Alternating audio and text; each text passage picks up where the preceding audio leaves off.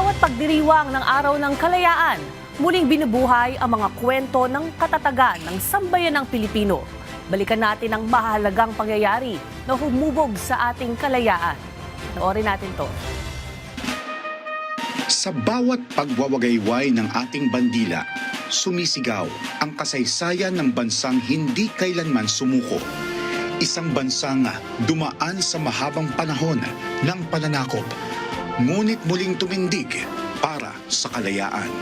Ito ang ating bansang Pilipinas.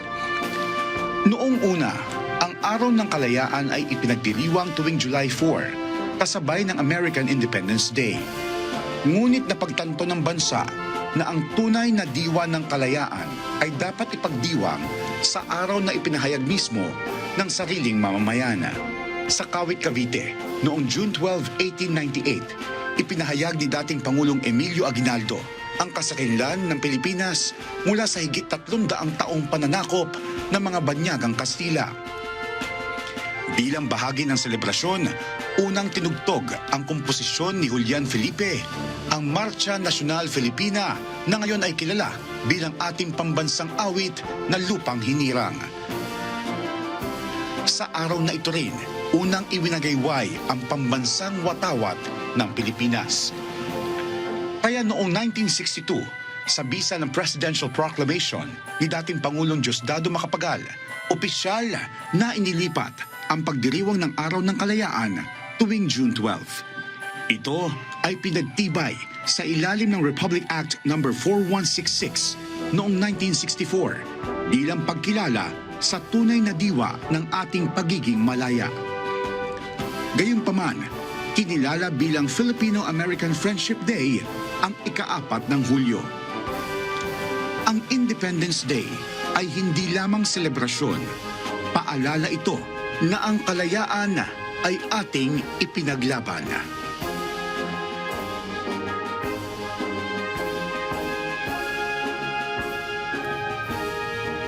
Ngayong araw, muli nating ipinagdiriwang ang Araw ng Kalayaan ng Pilipinas. Ang araw na ito ay simbolo ng ating pambansang identidad o kaakuhan at pagmamahal sa bayan. Kaya sa bawat pagdiriwang, nakikita natin kung paano nananatili ang diwa ng kalayaan sa puso ng bawat Pilipino. Kaya naman para pag-usapan ito, ay makakasama natin ang historian na si Sir Arius Raposas. Good morning and welcome sa Rise and Shine Pilipinas, Sir Arius. Magandang umaga, mapagpalayang umaga. Mapagpalayang umaga, rise and shine sa iyo, Sir Arius. Paano ba nagsimula ang pagdiriwang ng kalayaan sa ating bansa? Ngayon, ang legal basis ng pag-celebrate natin ng Independence Day is yung Republic Act number 4166. So, ginawa nating June 12, yung ating celebration ng Independence Day. And then, meron ding proclamation, Presidential Proclamation number 28 na nauna dun sa Republic Act. Okay, so bakit po June 12 ang opisyal nating pagdiriwang ng Araw ng Kalayaan, hindi July 4? Before, July 4 siya, nung binigay sa atin ng United States, ng Amerika, ang ating kalayaan base sa agreement natin sa kanila, yung Tidings-McDuffie Act nila, yung transition period. Thereafter, we were given yung kalayaan natin, independence, political independence. Pero yung June 12 is based dun sa ating sariling proclamation in 1898 when we proclaimed our independence from Spain. So, ibig sabihin, sir, kasi nung una yung 1898, so considered void si July 4? Parang ganun ba? Ang July 4 ay ginawa nating Republic Day and Filipino-American Friendship Day. Okay. Well, sa makabagong panahon, paano po natin maaring bigyang kahulugan ang salitang kalayaan? Siguro kung nabubuhay si Rizal ngayon, paano natin may papaliwanag sa kanya na Rizal, malaya pa rin kami ngayon o kaya sa mga bayani natin?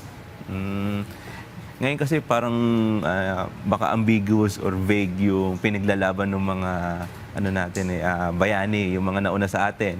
No, but we should not take our independence, our freedom for granted, no? Okay. Sabi nga, may kasabihan, freedom is not free. Okay. No?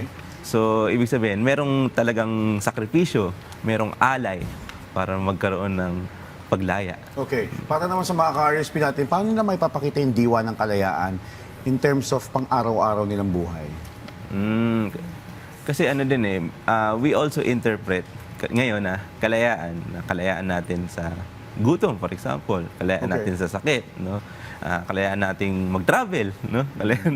Kalayaan nating magsalita at magmahayag, no? So, maraming interpretasyon ngayon ng kalayaan na ngayon pinapractice natin, no? Hindi tulad ngayon, no? Malaya tayong magsalita at malaya tayong i-express ang ating sarili.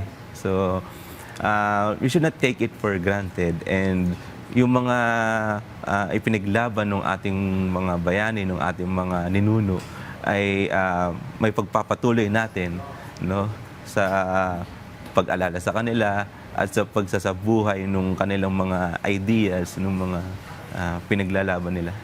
Okay, bilang panguling mensahe, ano po yung nais nyo ipaalala sa ating mga kababayan tungkol sa tunay na diwa ng kalayaan sa kasalukuyang panahon?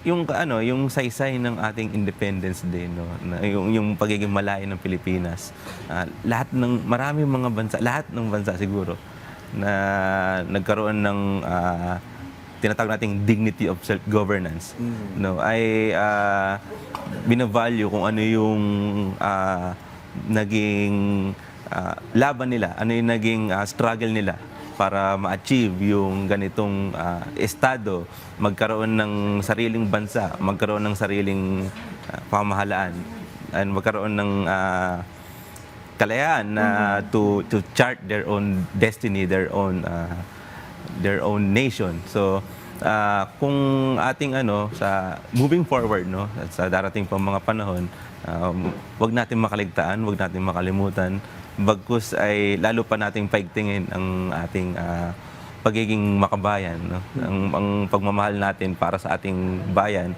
at ang pagmamahal natin sa ating kapwa. Ito, ihabol ko lang, sir, bilang historian, paano sa tingin mo dapat mahikayat yung mga kabataan na magbigay pansin pa sa ating kasaysayan, katulad yan, para nga mabigyan ng kahalagahan at hindi ma-take for granted yung kalayaan na meron tayo ngayon? Isang paraan, syempre, sa edukasyon, no? Na makita natin na kumbaga sa simula pa lang nalalaman na ng mga kabataan natin, ng mga kahit tayo medyo na adults, no, na sino yung mga bayani natin, hindi lang national, may mga lokal din tayong mga bayani.